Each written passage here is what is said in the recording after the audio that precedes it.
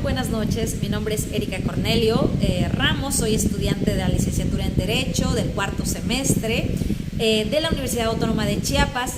Y el día de hoy vamos a hablar sobre diversos elementos, especialmente la teoría general de la propiedad. En este sentido, estaremos platicando un poco de algunos conceptos como el usufructo, la copropiedad, el derecho de habitación y uso, y también algunos otros elementos más que corresponden a los derechos reales. En ese sentido, me permitiré iniciar hablando de la propiedad. ¿Qué es eso que llamamos propiedad? Bueno, la propiedad es un derecho real que tiene una persona para usar, disfrutar y disponer directa o inmediatamente de un bien, especialmente que finalmente las demás personas tienen la obligación de respetar ese derecho que tenemos las personas de tener un bien, ¿no? que nos pertenezca. Algunos elementos del derecho de propiedad son el derecho de usar, que es el derecho de poseer o utilizar un bien; el derecho de disfrutar, que implica gozar y apropiarse de los frutos y productos de ese bien; y el derecho de disponer, que significa que se puede enajenar, grabar, transformar o, en su caso, consumir dicho bien, ¿no? Esto es bien importante. Algunas características del derecho de propiedad es que es un derecho que recae sobre un bien determinado, es un derecho que excluye a cualquier tercero, es un derecho que le otorga a su titular la facultad de perseguir el bien y recuperarlo, es un derecho oponible a todo mundo y es un derecho que confiere a su titular una preferencia en relación a cualquier otro tipo de derecho, ¿no? Eso es bien importante. Las diversas formas de adquirir una propiedad o la ocupación son tres elementos: a través de las adquisiciones a título universal y a título particular, las adquisiciones primitivas y derivadas, y las adquisiciones a título oneroso y título gratuito.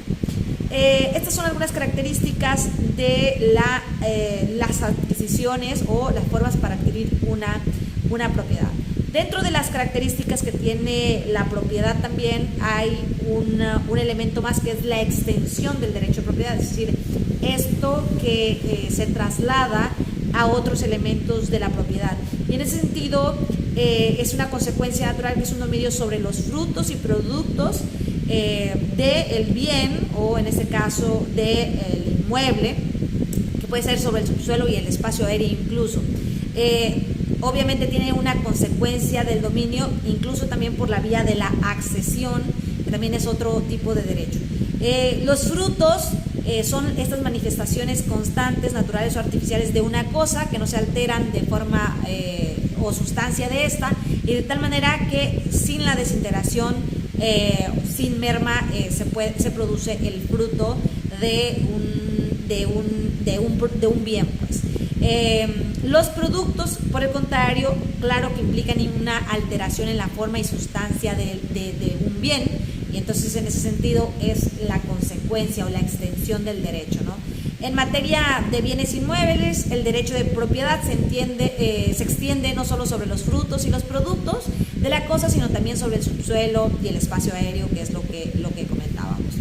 El derecho de accesión es el derecho que corresponde al propietario para hacer suyo lo que la cosa de que es dueño produce o se le une o incorpora natural o artificialmente. Es decir, este producto o este resultado del bien que tiene se adhiere al propietario, ¿no? Es parte del propietario, ¿no? Es propiedad de ese bien, no solamente el bien en sí mismo, sino lo que produce el bien y aquello que se le incorpora de manera natural o de manera artificial a ese bien, ¿no? A esa cosa. Eso es bien importante. En cuanto a la materia de copropiedad, tenemos que la copropiedad es aquella cosa o el derecho pertenece pro indiviso a varias personas. ¿Qué quiere decir? Que cuando una cosa le pertenece a diferentes personas, o el bien le pertenece a diferentes personas, ¿no? A varias personas, y se divide, puede ser de manera alícuota, proporcional a los diferentes copropietarios o dueños de la cosa, ¿no?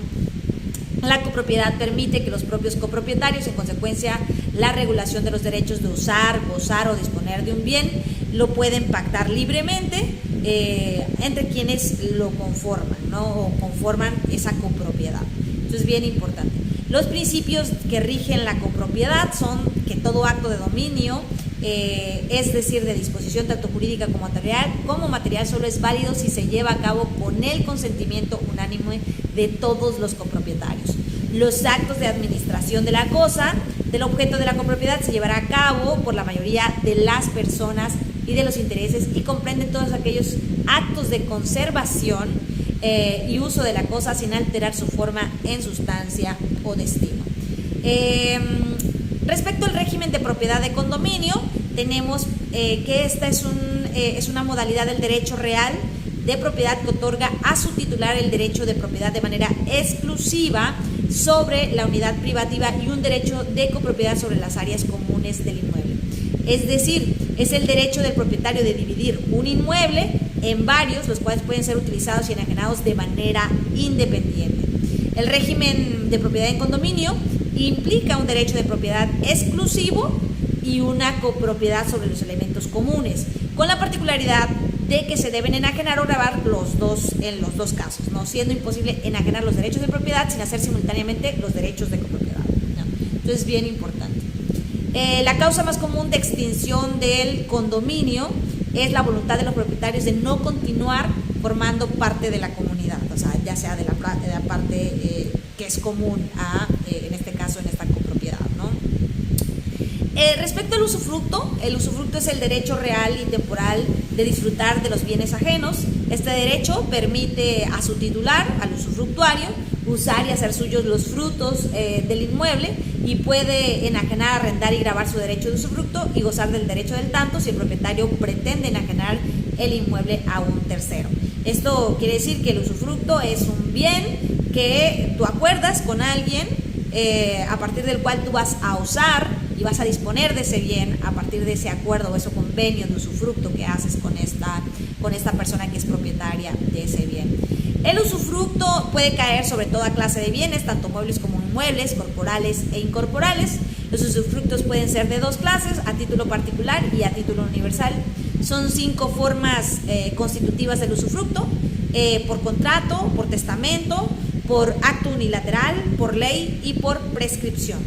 El usufructo tiene 3 clases de acciones, ¿no? Reales, personales y posesorias.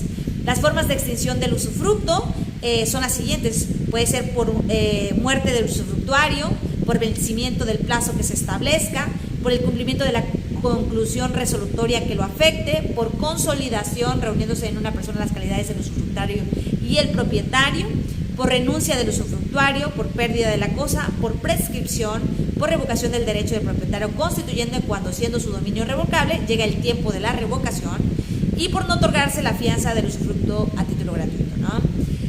Respecto al uso y habitación, el uso es el derecho para percibir de los frutos de una cosa ajena los que basten a las necesidades del usuario y su familia, aunque éste aumente. Se puede definir el uso indicando que es un derecho real temporal por naturaleza, vitalicio para usar de los bienes ajenos sin alterar su forma ni sustancia y de carácter intransmisible. ¿Qué quiere decir? Que puedo usar un bien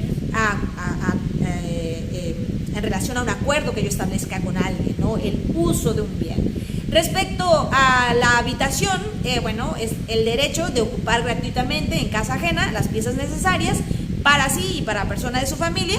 El derecho real de habitación en realidad es el derecho de uso. Tiene una finca urbana de uso sobre una finca urbana o sobre una habitación para habitar gratuitamente algunas piezas de esa casa.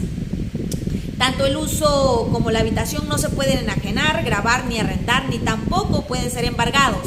Sin embargo, generan a sus titulares el derecho del tanto, ¿no? Respecto a la servidumbre, pues tenemos la servidumbre puede definirse como un desmembramiento de la propiedad de importancia por cuanto a su variedad y por utilidad que presenta para el mejoramiento y aprovechamiento de ciertos predios. Una característica importante de las servidumbres es que es un gravamen real que se constituye entre predios, es decir, no se extiende como ciertos derechos reales a toda clase de bienes inmuebles o muebles, corporales o incorporales, ¿no? Algunas características: las formas de extinción de las servidumbres están determinadas por el tipo de servidumbre, que puede ser las servidumbres voluntarias y las servidumbres legales. Dentro de estas servidumbres, pues bueno, algunas formas de extinción. Por ejemplo, las servidumbres legales se extinguen por consolidación, por prescripción o por convenio. Respecto a la posesión, que es otro derecho real, bueno, la posesión puede definirse como una relación o estado de hecho que confiere a toda persona el poder exclusivo de retener una cosa para ejecutar actos materiales de aprovechamiento como consecuencia de un derecho real o personal o sin derecho alguno, ¿no? Entonces, esta característica de la posesión. Entre los tipos de posesión más importantes tenemos la posesión ad usucapionem y ad interdicta, posesión legítima e ilegítima, posesión de buena fe y de mala fe, posesión mediata e inmediata, posesión en nombre propio y en nombre ajeno, y bueno, entre otras posesiones, por lo que hace importante a su extinción. La posesión puede extinguirse por vía voluntaria a través de la tradición o el abandono, o no voluntaria por ejecución de resolución judicial, destrucción o de pérdida. En estricto sentido, me parece que lo más importante de estos derechos reales es justamente la importancia de que fundamentan la relación entre los bienes y en este caso el propietario, la relación de las personas entre las cosas a las que son su patrimonio o apropiación de las cosas, y es bien importante esta relación jurídica que se establece y que conozcamos todos estos elementos. Es fundamental, sobre todo porque nos ayudan a reconocer qué tipo de relación jurídica tenemos entre los bienes que poseemos, la forma como los poseemos y pues bueno, las consecuencias legales en este sentido. Muchísimas gracias y nos vemos en nuestro próximo video.